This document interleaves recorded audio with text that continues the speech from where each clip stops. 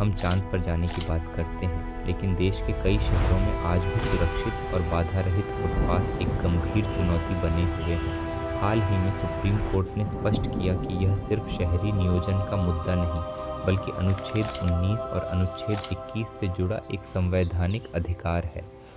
चलिए दोस्तों, बिना समय गंवाए देखते हैं कि आज के इस वीडियो में आपके लिए क्या क्या खास होने वाला है।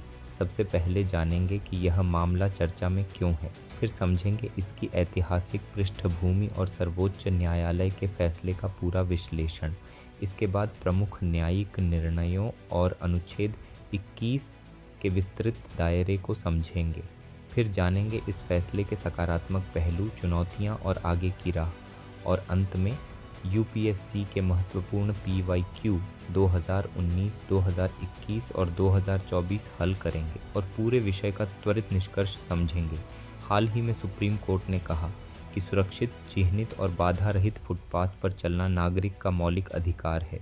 न्यायालय ने स्पष्ट किया कि यदि नागरिकों के लिए सुरक्षित फुटपाथ उपलब्ध नहीं है, तो यह उनके अनुच्छेद 19(1) घ यानी आवागमन की स्वतंत्रता तथा अनुच्छेद 21 यानी जीवन एवं व्यक्तिगत स्वतंत्रता के अधिकार का उल्लंघन हो सकता है। तो दोस्तों, आइए अब ऐतिहासिक पृष्ठभूमि समझते हैं। स्वतंत्रता के बाद तेज शहरीकरण और बढ़ते वाहनों के कारण भारत के अधिकांश शहरों में फुटपाथों पर अतिक्रमण, अवैध पार्किंग, निर्माण सामग्री का कब्जा तथा दिव्यांग अनुकूल सुविधाओं की कमी जैसी समस्याएं बढ़ीं। इसके परिणाम स्वरूप पैदल यात्रियों की सुरक्षा प्रभावित हुई और सड़क दुर्घटनाओं का जोखिम बढ़ गया। अब जरा गहराई से विश्लेषण करते हैं। न्यायालय ने निर्णय दिया कि सुरक्षित एवं बाधा रहित रूप से चलने का अधिकार अनुच्छेद 19(1) घ तथा अनुच्छेद 21 से जुड़ा हुआ है। चिह्नित फुटपाथ पर चलने का अधिकार मोटर वाहनों की आवाजाही पर प्राथमिकता रखता है। यदि सड़क है तो चिह्नित और सुव्यवस्थित फुटपाथ बनाना राज्य का कर्तव्य है। नगर विकास प्राधिकरण, नगर निगम, नगर पालिका और यहाँ तक कि पंचायतें भी सभी इसके लिए उत्तरदायी हैं। अब बात करते हैं उन महत्वपूर्ण निर्णयों की जो इस विषय से जुड़े हैं। मेनका गांधी मामला सन 1978। सुप्रीम कोर्ट ने कहा कि जीवन का अधिकार केवल जीवित रहने तक सीमित नहीं, बल्कि गरिमा, स्वतंत्रता और न्यायपूर्ण प्रक्रिया को भी समाहित करता है। MC मेहता बनाम भारत संघ सन 1987। कोर्ट ने स्पष्ट किया कि सड़क और सार्वजनिक स्थानों का उपयोग पैदल यात्रियों और वाहन चालकों दोनों का समान अधिकार है और राज्य का दायित्व है कि सुरक्षित आवागमन सुनिश्चित करे। ओल्गा टेलिस मामला सन 1985। कोर्ट ने कहा कि आजीविका का अधिकार अनुच्छेद 21 के अंतर्गत जीवन के अधिकार का अभिन्न हिस्सा है। वैसे देखा जाए तो भारतीय संविधान के भाग 3 में कई मौलिक अधिकार दिए गए हैं, लेकिन अनुच्छेद 14, अनुच्छेद 19, अनुच्छेद 21 और अनुच्छेद 32 को अक्सर मौलिक अधिकारों का भी मौलिक आधार कहा जाता है, क्योंकि ये समानता, स्वतंत्रता, गरिमापूर्ण जीवन और संवैधानिक उपचार की मजबूत नींव रखते हैं।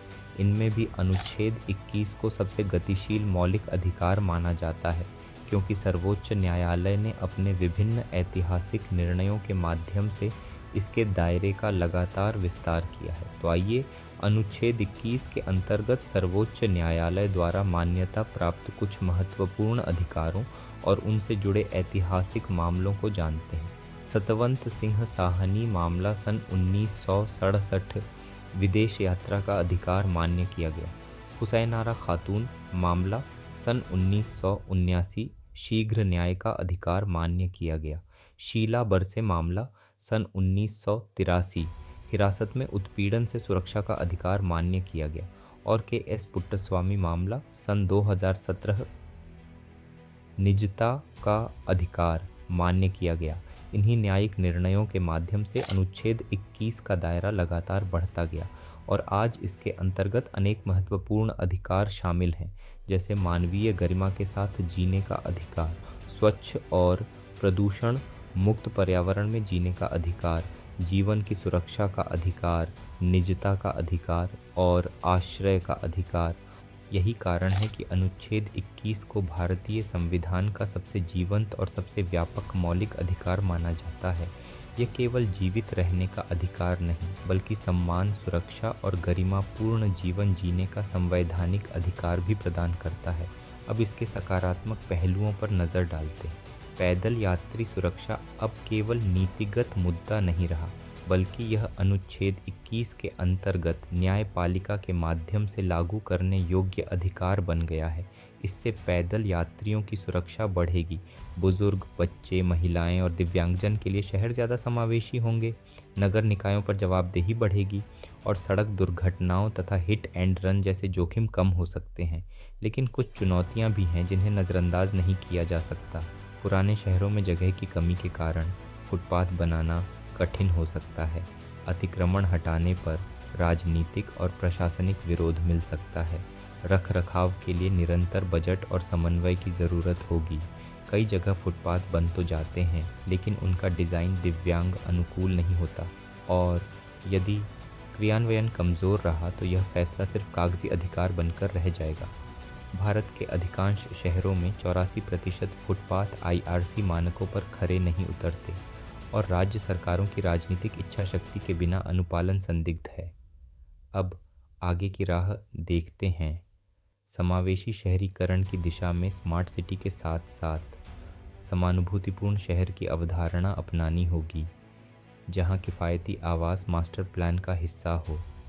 सड़क नियोजन में पैदल यात्रियों, साइकिल चालकों और दिव्यांगजनों को प्राथमिकता देते हुए कंप्लीट स्ट्रीट्स मॉडल अपनाना होगा। सभी फुटपाथों को दिव्यांगजन अनुकूल बनाकर यूनिवर्सल एक्सेसिबिलिटी सुनिश्चित करनी होगी, और नगर निकायों की जवाबदेही बढ़ाने के लिए नियमित फुटपाथ ऑडिट एवं निगरानी तंत्र विकसित करना होगा।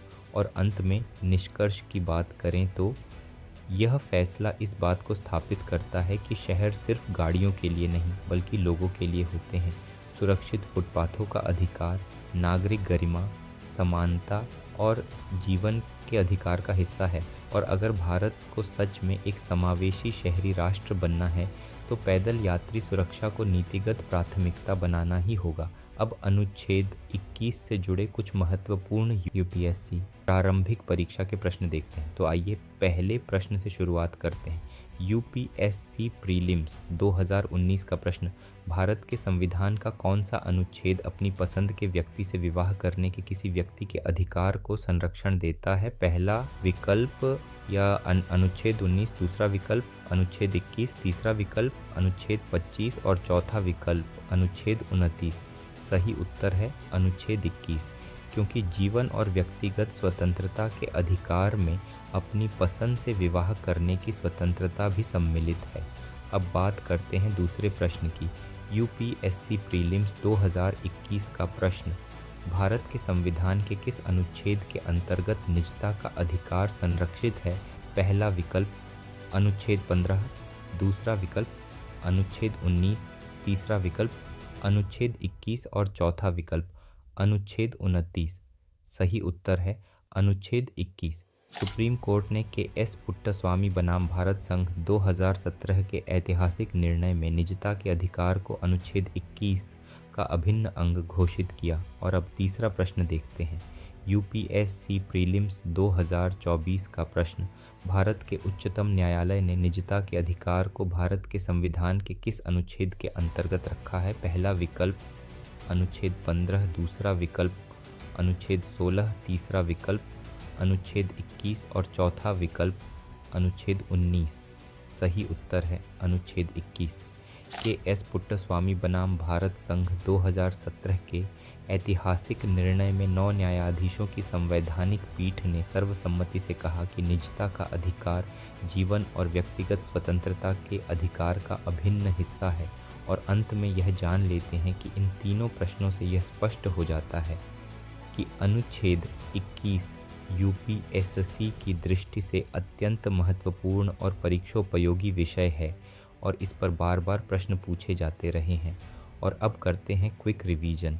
सुरक्षित फुटपाथ पर चलना अनुच्छेद 19 एक घ और अनुच्छेद 21 के तहत मौलिक अधिकार है। अनुच्छेद 19 आवागमन सहित 6 स्वतंत्रताओं का अधिकार देता है। अनुच्छेद 21 जीवन एवं व्यक्तिगत स्वतंत्रता का अधिकार प्रदान करता है। मेनका गांधी मामला सन 1978 के.एस. पुट्टस्वामी मामला सन 2017 और अंत में मिलते हैं अगले सत्र में, जहां हम एक और महत्वपूर्ण संवैधानिक विषय लेकर आएंगे।